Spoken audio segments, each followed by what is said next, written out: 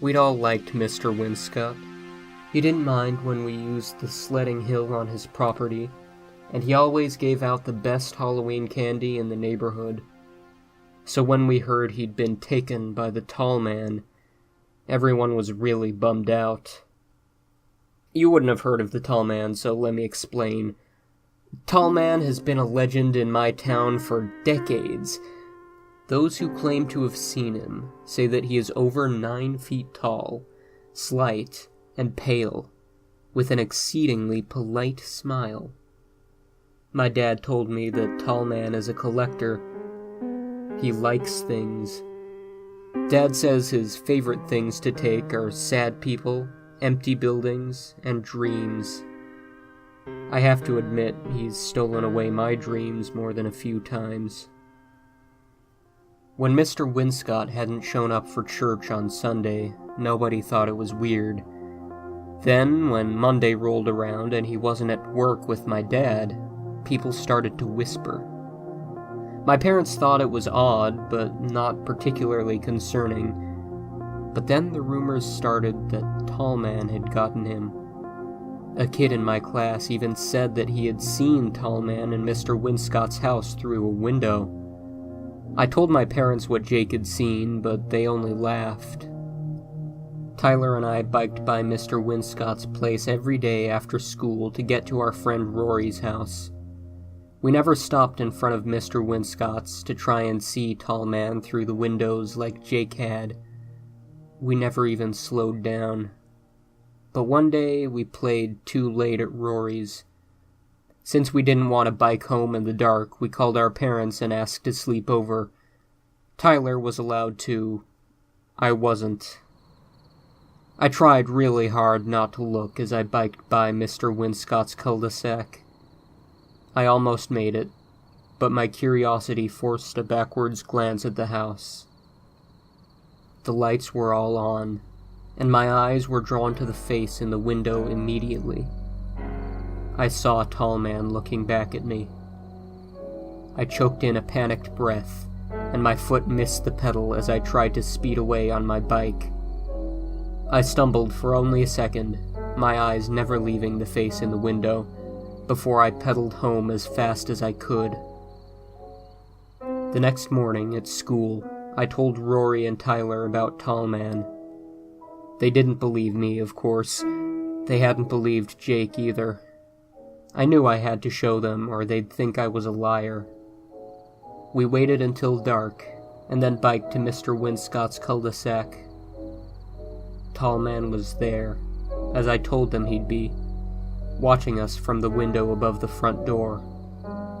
It was such a tall front door that I thought Tall Man must be 10 feet high to see out of the window above it.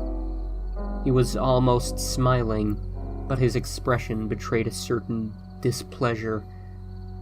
Tyler fell off his bike. "Holy shit, run!" We did. As soon as we cleared the cul-de-sac, we all began talking over each other in a flustered panic. "I can't believe we saw Tall Man. Did you see the look on his face? We have to tell the cops." We went back the next morning with more friends, but Tall Man was gone. We went back the next day, but again could see no one behind the window. We began to wonder if Tall Man only came out at night. A few nights later, as we sat in Rory's basement waiting for a pizza to arrive, we decided to sneak out and see if our theory was true. We quietly rolled our bikes down the driveway and into the street. We took off for Mr. Winscott's house, torn between hoping the Tall Man was there and praying that he wasn't.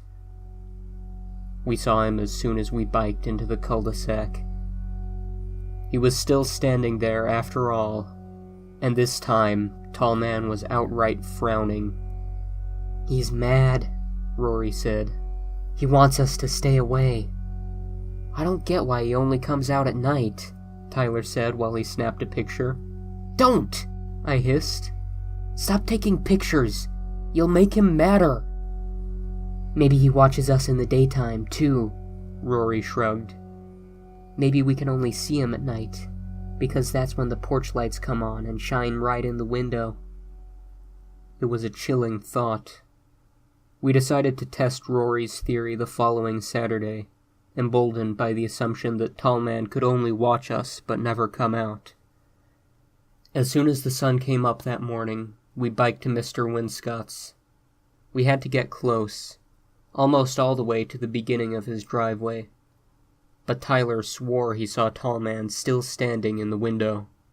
I made hand binoculars and squinted at the window for a few more minutes before Tyler suddenly said, "Let's go," hopped back on his bike, and pedaled off. We caught up to him a few blocks later. "What the hell was that?" I said. It was... Tall Man was there, but he looked different this time." "Like how?" Rory asked. I don't know, he looked angry or just wrong somehow. It was days before we could convince Tyler to go back to Tall Man's house, and even then he insisted on taking his teenage brother Matt with us. Matt wasn't impressed with our stories at all. He didn't believe us, but he came anyway, for Tyler's sake. As soon as we got close enough to see Tall Man in the window above the door, Matt got off his bike. He stared and squinted and stared some more. He got closer than we had ever dared to go at night. We followed nervously behind him. Matt walked up the driveway and then down the stone path to the front porch. We dared not follow that far. Then Matt went up the porch stairs, right up to the door. "Holy fuck," he said. Then a few more four-letter words. And suddenly Matt was running down the front porch, down the path, down the driveway, and out into the street where we waited. "What is it?" Tyler asked him. "There is no Tall Man," he said, out of breath. "Call the cops, now!" And he was right. It wasn't the Tall Man after all. We stayed long enough to watch the police break down the door and cut the rotting corpse of Mr. Winscott from the ceiling, where he had hung himself from a lamp fixture in his foyer. The body had decayed as if it were melting in the days we had watched it from the road. Mr. Winscott had written no note and made no goodbyes, leaving behind only the sad imprint of a divorced, middle-aged man suffering a sad, well-hidden depression. It was weeks before the town lost interest in the tragic suicide, and months before kids stopped asking us to describe the body in all of its gory detail.